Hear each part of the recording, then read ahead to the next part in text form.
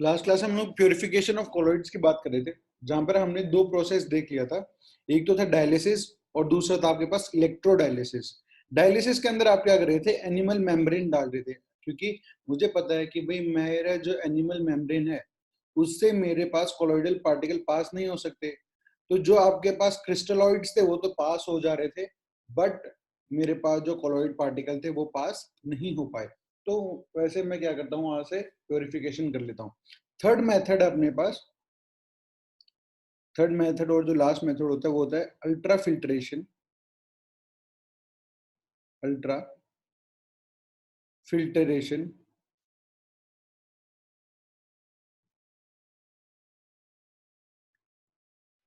ठीक है ना। अल्ट्रा फिल्ट्रेशन क्या होता है, मेरे पास जैसे फिल्टर पेपर होता है, आप ये समझो ये फिल्टर पेपर है। अब मुझे पता है भाई फिल्टर पेपर में तो क्या होगा, इस तरह से लाइंस होंगी, बहुत सारी होती है, हमने देखी है ये नॉर्मल इस तरह से।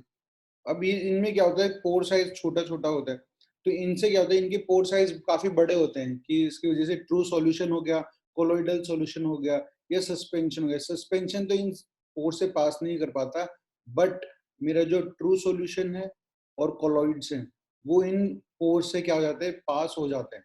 तो वो क्या करते हैं, आप समझो जैसे वो पाउडर लेते हैं, टैल्क, ठीक है, या कोई एक ऐसा सब्सटेंस लेते हैं और वो इस सरफेस पे मारते हैं, ठीक है, लगाते हैं, ताकि क्या हो, जो ये पोर से फिल हो जाए, ठीक है ना। समझो पाउडर लिया, पाउडर ने आप अपने पाउडर लगा दिया, तो क्या होगा, जो ये पोर्स यहाँ प्रेजेंट है इनका साइज क्या हो जाएगा, छोटा हो जाएगा। अगर छोटा साइज हो गया है इन पोर्स का, तो वो क्या करेंगे, कोलॉइडल पार्टिकल को पास नहीं होने देंगे। इनिशियली तो ट्रू सॉल्यूशंस और कोलॉइडल सॉल्यूशन फिल्टर पेपर से क्या होते थे, पास हो जाते थे। बट आपने क्या किया, इन पोर्स को और छोटा कर दिया बाय अप्लाइंग एनी सब्सटेंस। आपने टैल्क पाउडर लगाया, कुछ लगाया, उससे क्या हुआ, पोर साइज छोटे हो गए, और पोर साइज छोटे होने की वजह से क्या हुआ, कोलोइडल पार्टिकल जो पहले पास हो जाया करते थे वो अब पास नहीं हो पाएंगे। ठीक है, तो लिखिए आप इसके बारे में, ultra filter papers are used which do not allow the passage of colloidal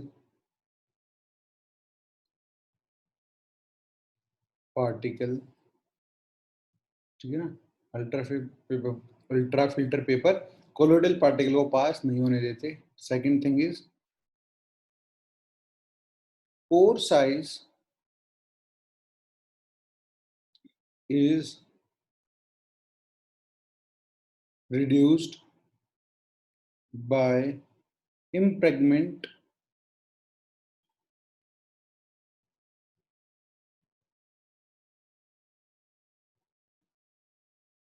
with dp particles, ठीक है। डीपी पार्टिकल आने से क्या हो गया, इनके सरफेस के पोर्स उन्होंने क्या कर दिया, इम्प्रेगमेंट कर दिया, इसके ऊपर उन्होंने अप्लाई कर दिया, ताकि क्या हो गया, उनका पोर साइज पहले से छोटा हो गया।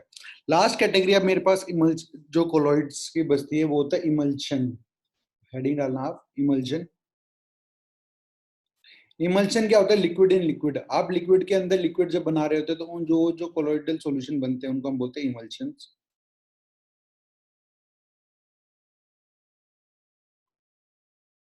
ठीक है। वो मेरे पास क्या होता है, इमल्शंस होते हैं।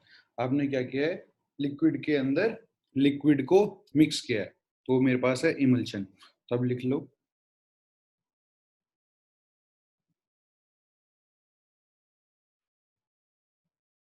Dispersion of finally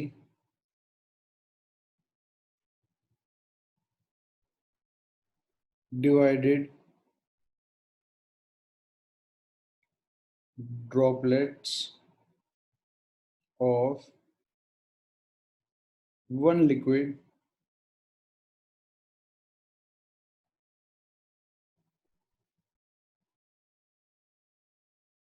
into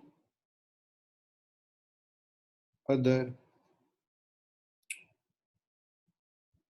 is called an emulsion, is called an emulsion। एक पार्टिकल लिक्विड का आपने दूसरे के अंदर क्या हुआ किया हुआ, उसे स्प्रेड किया हुआ, डिवाइडेड किया हुआ है, डाला हुआ है उसके अंदर, ठीक है। तो लिक्विड के अंदर आपने क्या किया हुआ है, लिक्विड को मिक्स किया हुआ है। इस टाइप से जो कोलॉइड्स बनते हैं उसके हम क्या बोलते हैं, इमल्शंस बोलते हैं, ठीक है ना। अब ये जो इमल्शंस है मेरे पास बेसिकली दो टाइप के होते हैं, ठीक है। इमल्शंस मेरे पास दो टाइप के होते हैं। एक होता है मेरे पास ऑयल इन वाटर, जिसको मैं ओ डब्ल्यू टाइप भी बोलता हूँ, ठीक है ना। पहले ओ लिखा हुआ है तो मतलब ये मेरे पास क्या है, डिस्पर्स्ड फेज है। बाद में डब्ल्यू लिखा हुआ है, ये क्या है मेरा, डिस्पर्जन मीडियम है। दूसरा मेरे पास है यहाँ पर water in oil, water in oil, इसको मैं लिखता हूँ डब्ल्यू ओ टाइप। क्योंकि मैंने यहाँ क्या किया हुआ, डिस्पर्जन फेज जो है यहाँ पर ऑयल है और मीडियम क्या है, वाटर। वाटर के अंदर आप ऑयल को मिक्स कर रहे हो। और दूसरा होता है आपके पास वाटर इन ऑयल, यहाँ पर जो ऑयल है वो क्या है मेरा, डिस्पर्जन मीडियम में ज्यादा क्वांटिटी में प्रेजेंट होगा, और आप इसके अंदर क्या मिला रहे हो, disperse phase as water, water को आप मिक्स कर रहे हो, ठीक है। ये दो चीजें, इनके कोई एग्जाम्पल की बात करें तो आपको सीधी सीधी बात है, ऑयल इन वाटर की बात करें हम लोग तो इसका सबसे अच्छा एग्जाम्पल होता है मिल्क, ठीक है। आपने क्या करना है, मिल्क होता है, क्योंकि जो मिल्क के अंदर ऑयल फैट्स होते हैं, वो मेरे पास मिल्क के अंदर क्या होता है, मेनली टाइप में आपका वाटर प्रेजेंट होता है और उसके अंदर ऑयल फैट्स प्रेजेंट होते हैं। तो ज्यादा क्वांटिटी में वाटर होता है, कम क्वांटिटी में आपके पास क्या होता है, ऑयल प्रेजेंट होता है, ठीक है। और बात करें वाटर इन ऑयल टाइप की, तो आपको पता है बटर, बटर कैसा होता है, काफी थिक होता है, ठीक ना। ऑयल, ऑयली सब्सटेंस, उसका फैटी एसिड ज्यादा होता है, और उसमें थोड़ा अमाउंट में क्या प्रेजेंट होता रहता है, थोड़ा सा अमाउंट में उसके अंदर प्रेजेंट होता है वाटर। तो इसका जब एग्जांपल की बात करें तो आप लिख सकते हो, बटर हो गया, क्रीम हो गई, ठीक है, मलाई जिसे हम कहते हैं। यहाँ पर आप मिल्क लिख सकते हो, फॉर एग्जाम्पल मिल्क है, ठीक है। अब क्या हुआ कि भाई मेरे पास, आपने एक चीज को ऑब्जर्व किया है, अगर मैं दूध जो है उसको बाहर रख दूं रात भर, ठीक है, तो वो फट जाता है। अब दूध ऐसा तो है नहीं, बीच में कोई लाइन आ जाती है उसमें, वो कैसे फट गया, उसका मतलब है कि भाई वो प्रेसिपिटेट का फॉर्मेशन हो जाता है, वो अनस्टेबलाइज्ड हो जाता है, ठीक है। तो उसके अंदर जो आपके ये पार्टिकल्स हैं, फैट जो होता है मिल्क के अंदर, फैट पार्टिकल्स जो होते हैं वो अनस्टेबल हो जाते हैं। तो हम क्या करते हैं, उनके अंदर कुछ चीजें मिलाते हैं जिसको हम कहते हैं इमल्सिफाइंग एजेंट। वो क्या करते हैं, स्टेबिलिटी को इंक्रीज करते हैं। तो आप इन हेडिंग लिखो, emulsifying agent. Emulsifying agent means substance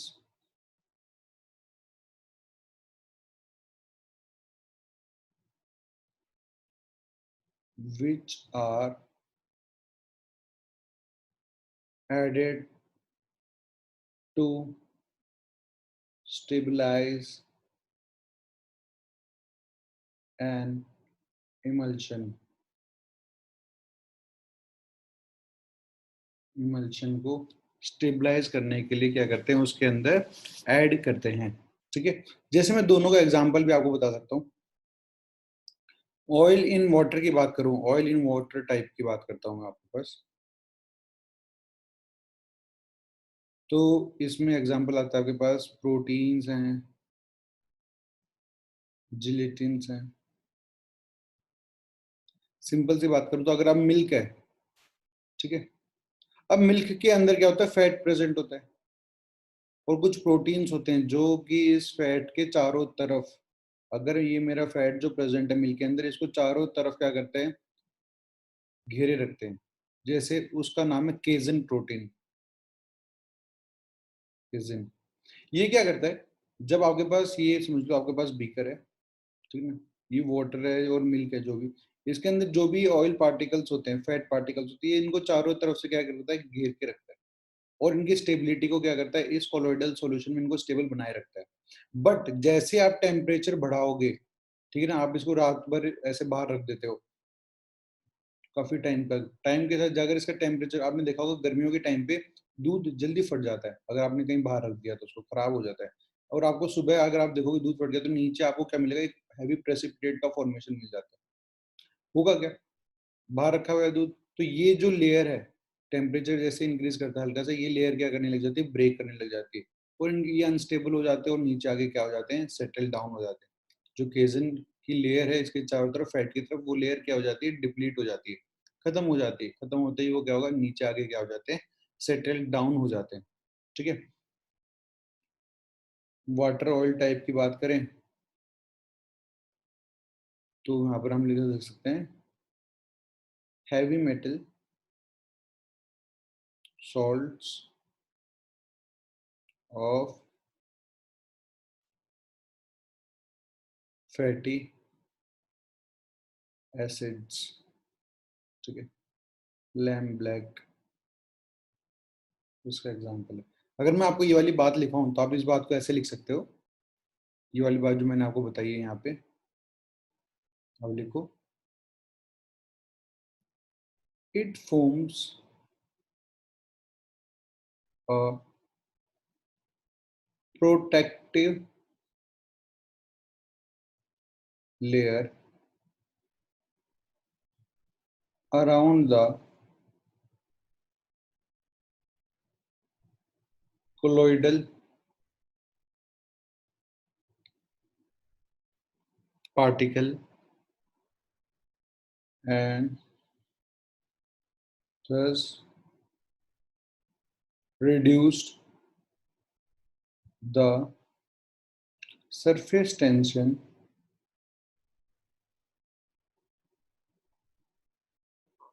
between dispersed phase and dispersed medium।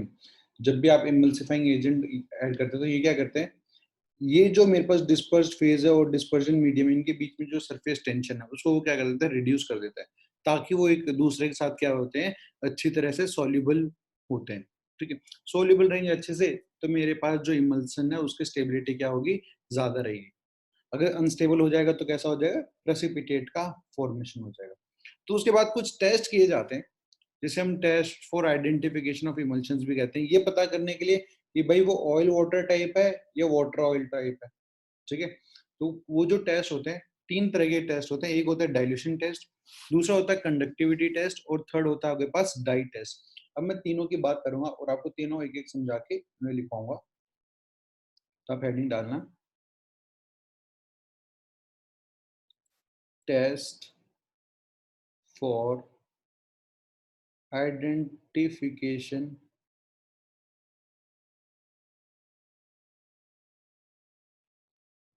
Of emulsion।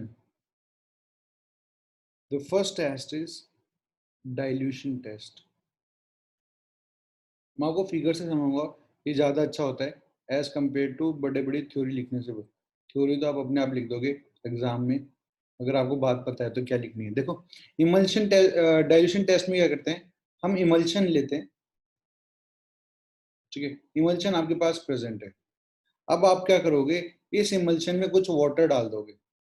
आपने इमल्शन लिया, इमल्शन में आपने क्या डाल दिया, वाटर डाल दिया। वाटर क्यों डाला, ताकि ये मेरा डाइल्यूट हो जाए, इसलिए इसका नाम डाइल्यूशन टेस्ट है।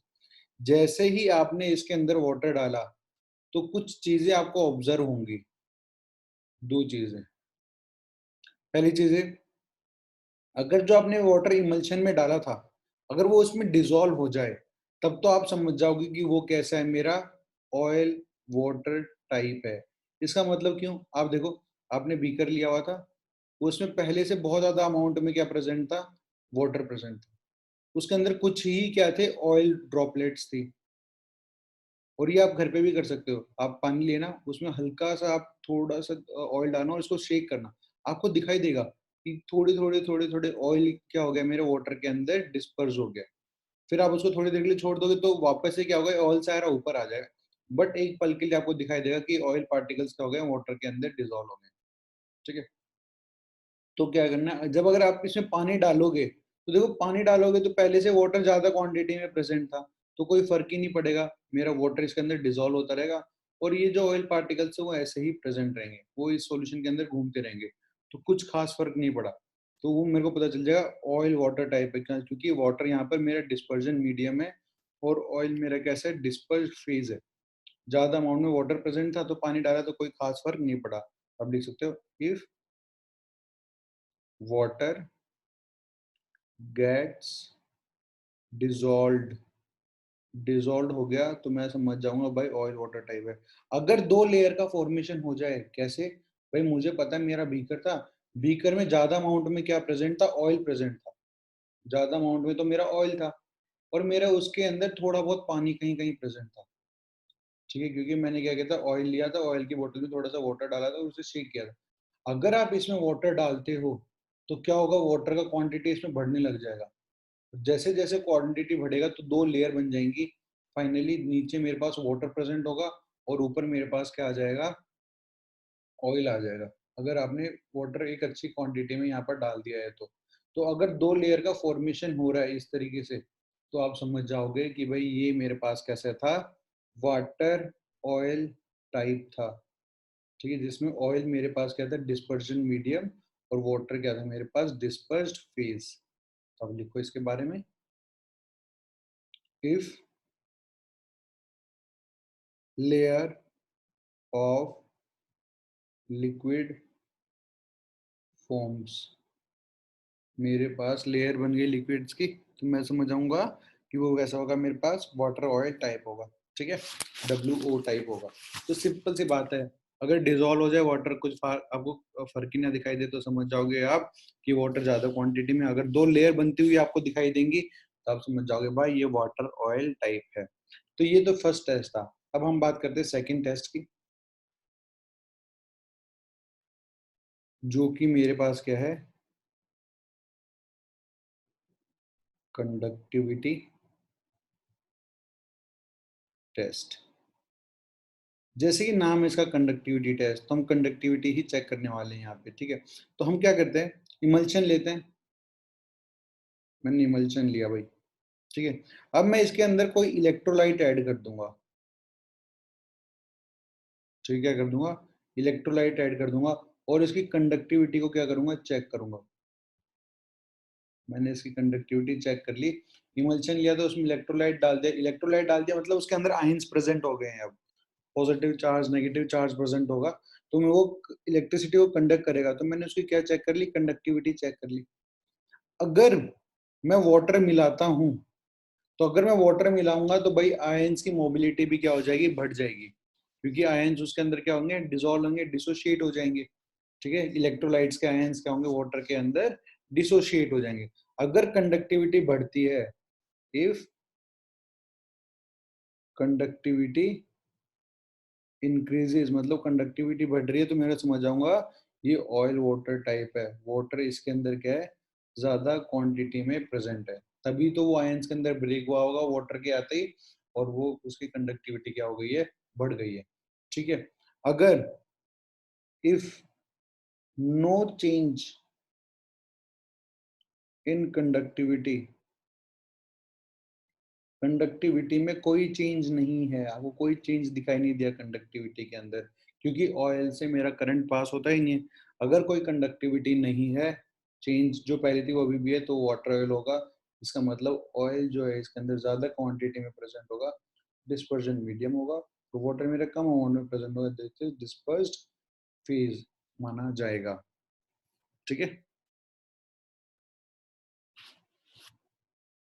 हमने क्या किया, इमल्शन लिया, इलेक्ट्रोलाइट ऐड किया, ताकि आपने उसके अंदर कुछ आयंस ऐड कर दिए, आपने उसकी कंडक्टिविटी चेक कर लिया। अगर अब आप उसके अंदर जो भी वो सब्सटेंस प्रेजेंट है आपको दिया गया है, आप उसको डालते हो और कंडक्टिविटी वापस से चेक करते हो, अगर कंडक्टिविटी बढ़ गई है तो वो ऑयल वाटर टाइप है, अगर कोई चेंज नहीं आया तो आप समझ जाओगे वाटर ऑयल टाइप है वो मेरे पास। ठीक है, लास्ट इस चैप्टर का अब सबसे लास्ट टेस्ट है, इसके बाद कुछ नहीं है इस चैप्टर के अंदर, तो वो है मेरा डाई टेस्ट। ठीक है, थर्ड टेस्ट जो है फाइनली डाई टेस्ट है। ये सबसे आसान टेस्ट होता है करने के लिए भी और वैसे भी समझने के तौर पे भी।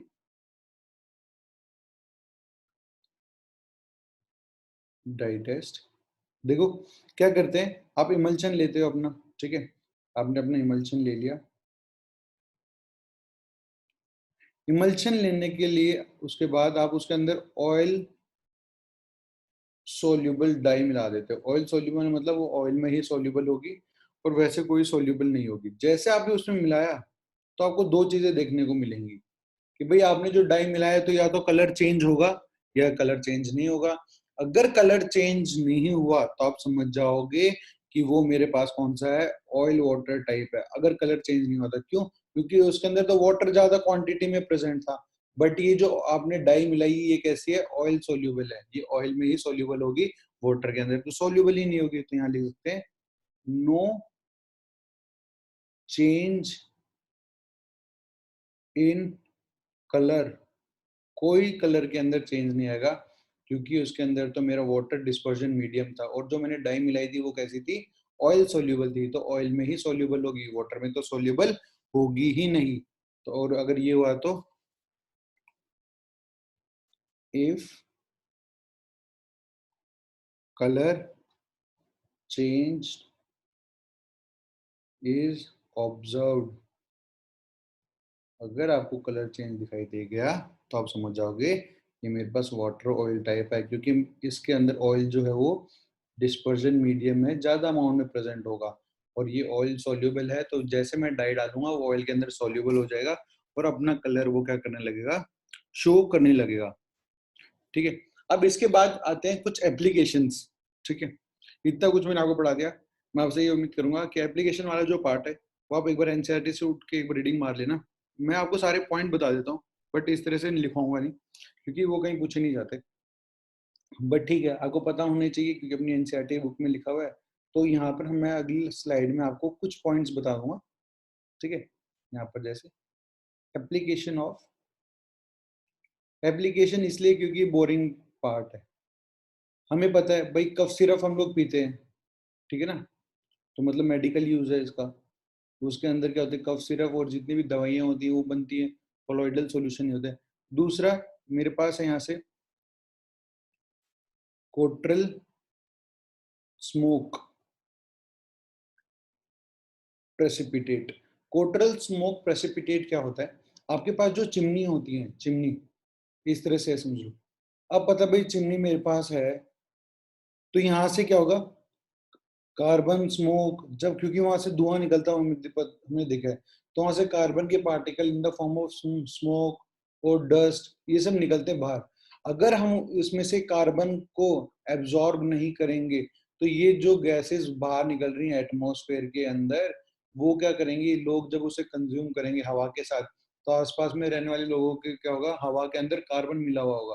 तो जब अगर उसको इनहेल कर लेंगे उनकी बॉडी के अंदर सांस के थ्रू जाएगा तो उनको अस्थमैटिक प्रॉब्लम होने लग जाएगी, वो बीमार पड़ने लग जाएंगे। ठीक है, तो क्या करना होता है, ये जो कार्बन प्रेजेंट होता है इसके अंदर अनबर्न्ड पार्टिकल जो प्रेजेंट है ये, ठीक है, ये क्या होता है मेरा अनबर्न्ड पार्टिकल होता है। इसको रिमूव किया जाता है कैसे, वो लोग क्या करते हैं सरफेस पे यहाँ इलेक्ट्रोड्स लगाए रखते हैं, चिमनी के सबसे ऊपर वाली सरफेस पे यहाँ पे दोनों तरफ। ठीक है ना, पॉजिटिव इलेक्ट्रोड होती है, एक नेगेटिव इलेक्ट्रोड होती है। तो अगर मेरे पास जो कार्बन आ रहा है पॉजिटिवली चार्ज है तो यहाँ इधर चला जाएगा, अगर वो नेगेटिवली चार्ज है तो वो क्या चला जाएगा, इधर चला जाएगा। ताकि ये तो यहीं रह जाता है और बाहर आपके पास क्या निकलता है, बस स्मोक स्मोक निकल जाता है। ठीक है, जो आपको दिखाई देता है या डस्ट पार्टिकल जो होते हैं वो निकल जाते हैं और अगल बगल में वो क्या हो जाते हैं, सेटल डाउन हो जाते हैं। इसलिए चिमनी के कुछ अगल बगल के एरिया को क्या रखा जाता है, खाली, और वो खुले एरिया में बनाई जाती है, in the middle of the city नहीं बनाई जाती। ठीक है, एक तो चीज ये है। दूसरा एक और मैं आपको बताऊं, इमल्शन के बहुत बहुत एप्लीकेशन है यार, एक दो तो कोई बात नहीं। डेल्टा फॉर्मेशन, डेल्टा फॉर्मेशन क्या, जो तट होता है मेरा, ठीक है ना, तट, समुद्री तट होता है तो उनका फॉर्मेशन भी क्या है, मेरे पास एक इमल्शन ही है। कैसे, आपके पास रिवर आती है, ठीक है, ये समझो आपके पास रिवर आ रही है, ठीक है ना। अब रिवर के अंदर कैसा होता है, मड पार्टिकल्स भी होते हैं क्योंकि ये मडी होती है, ठीक है, मड पार्टिकल्स, सैंड पार्टिकल्स भी होते हैं। ठीक, अब ये समझ लो मेरा सी है इस साइड। अब सी के अंदर क्या होता है, बहुत सारे आयंस होते हैं, सोडियम प्लस प्रेजेंट होता है, पोटेशियम, कैल्शियम माइनस, इस तरह के बहुत सारे क्या होते हैं, आयंस प्रेजेंट होते हैं। तो जैसे ही जहां पर ये इनसे मिलती है, रिवर जैसे ही इस सी को मिलती है इस पॉइंट पर, तो यहाँ पर क्या होता है, मेरे पास सैंड मॉलिक्यूल्स इकट्ठे हो जाते हैं। आपने देखा भी होगा, कोई भी रिवर हो या फिर आपके पास समुद्र हो, उससे पहले क्या होता है, हमेशा सैंड पार्टिकल्स यहाँ क्या हो जाते हैं, डिपॉजिट हो जाते हैं, या फिर हम इसे कहते हैं कॉन्ग्लुएट हो जाते हैं। कॉन्ग्लुएशन हमने पढ़ा था, कोगुलेशन, प्रेसिपिटेट का फॉर्मेशन हो जाता है जैसे इन सॉल्ट्स के साथ मिलता है। ठीक है, ये जो प्रेसिपिटेट बनता है, ये मुझे कैसे दिखता है, एक डेल्टा की तरह, मतलब तट की तरह। ठीक है, शॉर्ट जिसे हम कह देते हैं।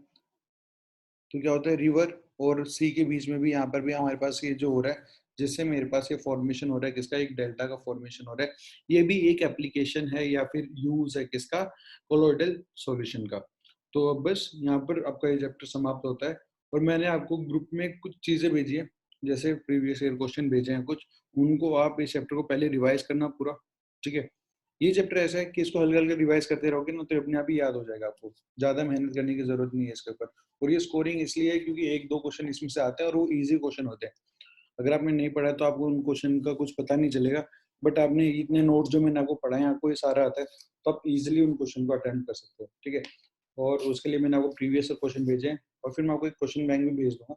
उसमें कुछ क्वेश्चन है, 100-200 क्वेश्चन है सरफेस केमिस्ट्री के, तो आप उन्हें सॉल्व करना, आपको पता चल जाएगा। फिर हम उसके बाद उसका डिस्कशन करेंगे।